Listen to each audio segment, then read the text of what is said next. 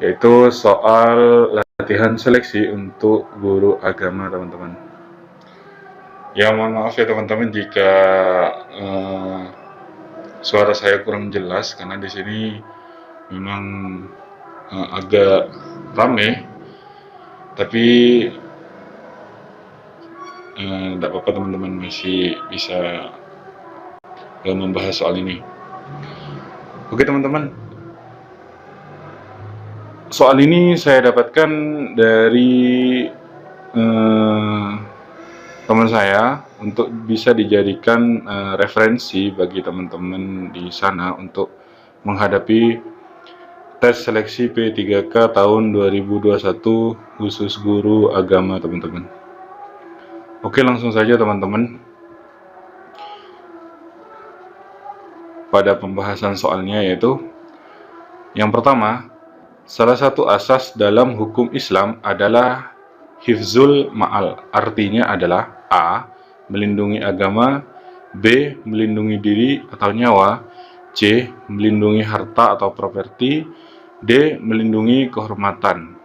Nah, di sini juga sudah ada jawabannya teman-teman, yaitu jawabannya adalah C, yaitu melindungi harta atau properti. Oke, lanjut pada soal berikutnya. Soal nomor 2. Berikut ini tahap perkembangan dan pertumbuhan hukum Islam kecuali A. Masa Nabi Muhammad SAW, B. Masa Khulafah al-Rasyidin, C. Masa keluasaan dan pemikiran, D. Masa modernisasi sampai sekarang. Dan jawabannya di sini yaitu D, teman-teman, yaitu masa modernisasi sampai sekarang. Oke, lanjut. Soal nomor 3. Redaksi Al-Quran yang menunjukkan suruhan dan larangan dalam istilah hukum Islam dikenal dengan istilah A. Amar dan Nahyi, B. Amar dan Ma'ruf, C. Amal dan Ilmu, D. Amar dan Amal. Jawabannya adalah A, teman-teman, yaitu Amar dan Nahyi. Oke teman-teman, koreksi saya jika ada soal atau jawaban yang kurang tepat, teman-teman, karena jawaban dari saya juga belum tentu benar, teman-teman. Oke, lanjut. Soal nomor 4. Ditemukan dalam Al-Quran, Allah memerintahkan manusia dalam berbagai bentuk bahasa. Berikut ini bentuk bahasa yang digunakan kecuali A. Syarih, B. Kinayah, C. Mujmal, D. Muhkamah. Jawabannya adalah D, yaitu muhkamah. Oke, lanjut pada soal berikutnya. Kelompok sosial yang biasanya berpusat pada keluarga Batih ditambah dengan beberapa warga lain yang tinggal dan hidup bersama dalam satu rumah sehingga merupakan ke dalam dan keluar. Penjelasan ini dalam hukum Islam merupakan pengertian dari A. Rumah tangga, B. Keluarga, C. Tetangga, D. Batih. Jawabannya adalah A, yaitu rumah tangga. Oke, lanjut. Soal nomor 6. Kriteria mencari calon pasangan yang dianjurkan oleh Rasulullah adalah sebagai berikut, kecuali A. Karena cintanya, B. Karena cantiknya, C. Karena hartanya, D. Karena keturunannya. Dan jawabannya adalah A, yaitu karena cintanya. Oke, lanjut. Soal nomor 7. Berikut ini adalah orang-orang yang dibebaskan dari pertanggungjawaban hukum, kecuali A. Anak kecil sebelum dewasa, B. Orang yang tidur, C. Orang yang hilang kesadarannya atau orang gila, D. Orang yang lagi puasa. Jawabannya adalah D, yaitu orang yang lagi puasa. Lanjut.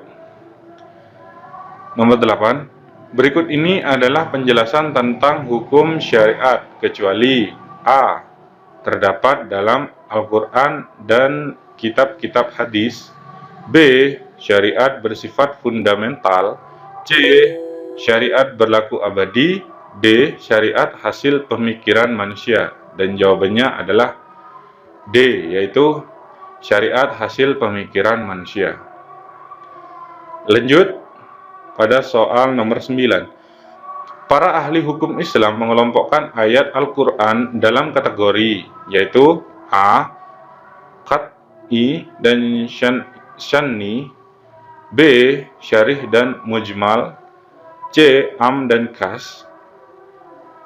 D. Syarih dan Am. Jawabannya adalah D. Lanjut pada soal nomor 10. Pada abad perkembangan ilmu pengetahuan teknologi modern seperti sekarang ini, pernah berkembang suatu faham aliran yang disebut dengan inkar sunnah.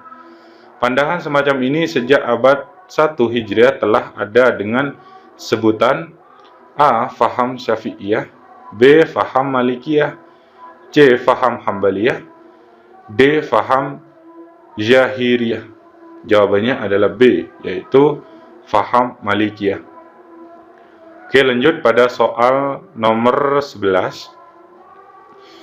Yang dimaksud dengan sunnah Rasul adalah A. Segala tindak tanduk Rasul, baik berupa ucapan dan perbuatan.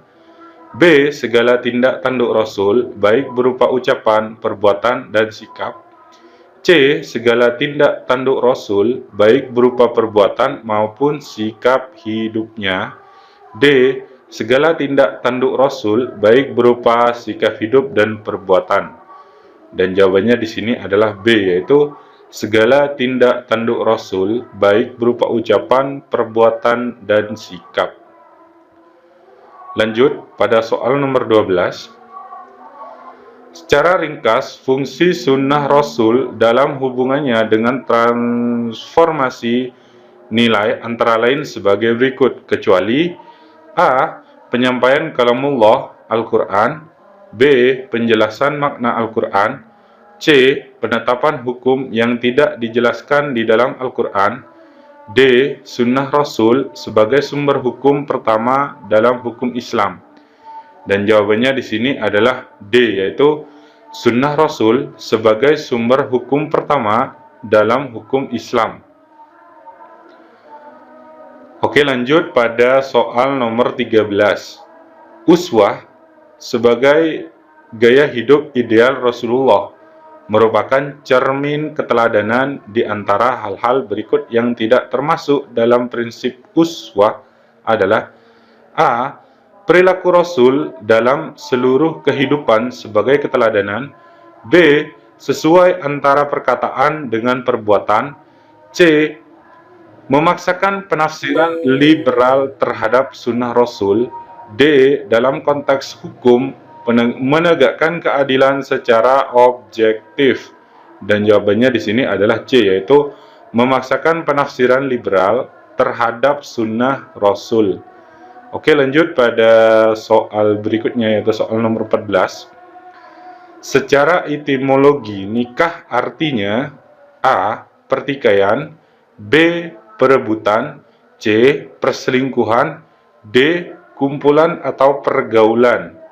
Dan jawabannya di sini adalah D, yaitu kumpulan atau pergaulan. Lanjut. Jika ahli waris dari pihak laki-laki hidup semua, maka yang mendapat harta pusaka dari mereka hanya 3 orang saja, yaitu bapak, anak laki-laki, dan A. sepupu laki-laki, B. suami, C. keponakan laki-laki, D. adik laki-laki. Jawabannya di sini adalah B, yaitu suami. Lanjut. Soal nomor 16. Saudara seibu tidak mendapat waris karena ada orang-orang yang disebutkan di bawah ini, kecuali A. anak baik laki-laki dan perempuan, B. anak dari anak laki-laki baik laki-laki maupun perempuan, C. Bapak, D. Istri. Dan jawabannya di sini adalah D, yaitu istri. Lanjut, soal nomor 17. Berikut ini yang tidak mendapatkan sisa harta dari pembagian harta warisan adalah A. Anak laki-laki, B. Anak perempuan, C. Suami dan istri, D. Bapak dan ibu. Jawabannya adalah C, yaitu suami dan istri. Lanjut pada soal nomor 18. Secara etimologis, kata zakat berakar pada kata zakiyah, yaska tazkiyan, yang artinya kecuali A. Membangun, B. Menumbuhkan, C. Membersihkan, D. Merombak. Dan jawabannya di sini adalah D, yaitu merombak. Lanjut, soal nomor 19.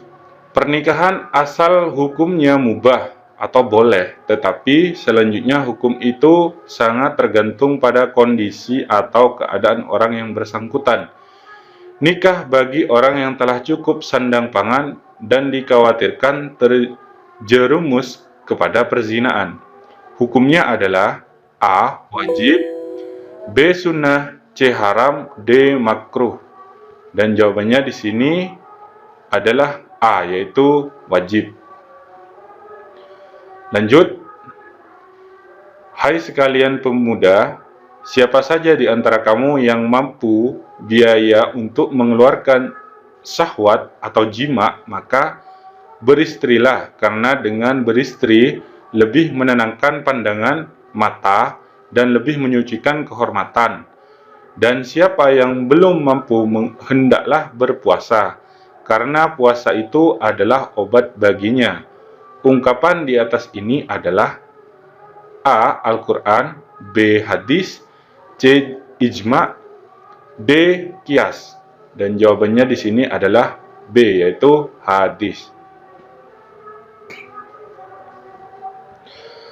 Oke, lanjut pada soal berikutnya, soal nomor 21.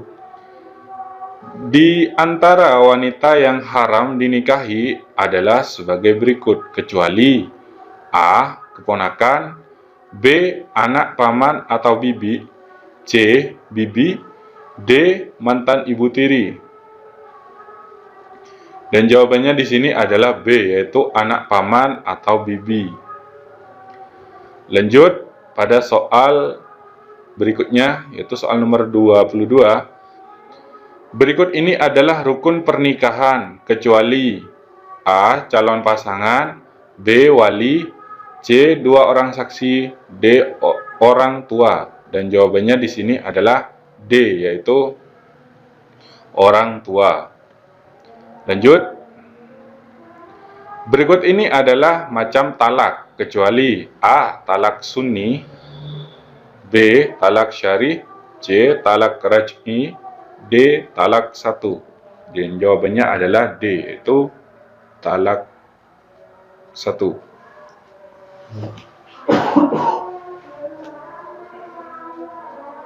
Oke, lanjut teman-teman. Soal berikutnya yaitu soal nomor 24. Lamanya masa iddah bagi seorang perempuan dijelaskan bahwa perempuan yang masih mengalami haid secara normal iddahnya 3 kali suci. Hal ini dijelaskan dalam Al-Quran surat A. Al-Baqarah ayat 226, B. Al-Baqarah ayat 227, C. Al-Baqarah ayat 228, D. Al-Baqarah ayat 229. Dan jawabannya adalah C, yaitu Al-Baqarah ayat 228. Lanjut, masa menunggu bagi wanita yang ditalak oleh suaminya sampai ia dapat menikah kembali dengan laki-laki yang lain dalam hukum Islam dikenal dengan istilah A. Iddah, B. Nikah, C. Talak, D. Rujuk. Yang pasti jawabannya adalah A, yaitu iddah. Oke, mungkin itu saja yang saya bahas teman-teman, sebagian saja. Untuk soal ini akan saya taruh di link deskripsi teman-teman, biar bisa teman-teman itu mendownloadnya dan mempelajarinya sampai tuntas teman-teman.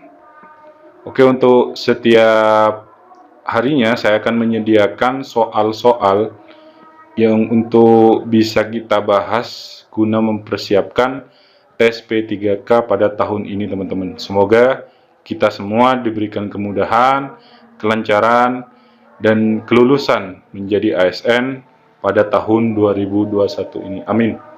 Oke, akhir kata, wassalamualaikum warahmatullahi wabarakatuh.